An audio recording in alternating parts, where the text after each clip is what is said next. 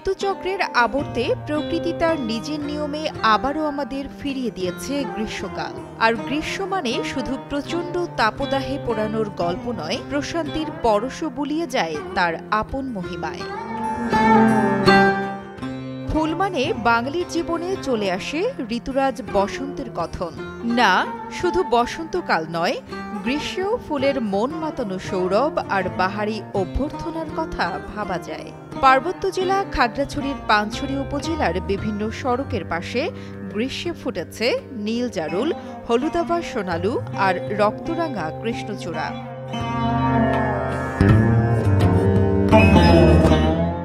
সোনালু আমাদের দেশে ঔষধি গাছ হিসেবেই বেশ পরিচিত। গ্রামাঞ্চলে এ গাছকে অনেকে বানর লাঠি গাছও বলে থাকে। চট্টগ্রামের এটি হনালু নামেই পরিচিত। একসময় গ্রাম বাংলার পথে প্রান্তরে অসংখ্য সোনালু গাছের দেখা মিললেও এখন দেখা ভার। নীল কিংবা বেগুনি যে রঙেই হোক, চোখ জুড়ানো সৌন্দর্যের আরেক ফুল জারুল। থোকায় থোকায় ফুটে থাকা এ ফুলে মুগ্ধ হবে প্রকৃতি ও ফুল প্রেমীরা। ফুলগুলো দেখতে সুন্দর, হলুদ হলুদ ঝুলন্ত অবস্থায় আছে। এগুলা দেখতে অনেক সুন্দর। আমরাও এর সৌন্দর্য উপভোগ করতেছি, দর্শনার্থীরাও আসতেছে, দেখতেছে, এর সৌন্দর্য উপভোগ করতেছে। এখানে অনেকগুলো ঝাড়ু ফুল গাছ আছে।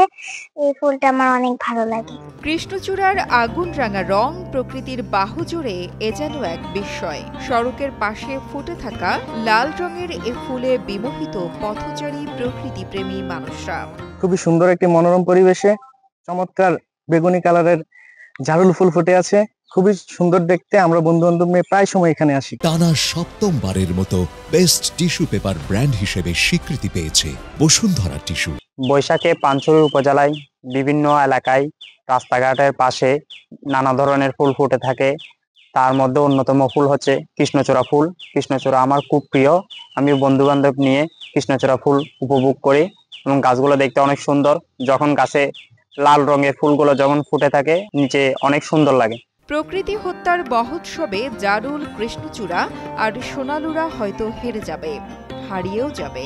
আর এসব ফুল বা গাছের নাম দেয়া হবে বিলুপ্ত প্রজাতি। হয়তো একদিন শুধুই স্মৃতির ফ্রেমে বাঁধাই হয়ে থাকবে এ নয়নাভিরাম ফুল ও তার দোল।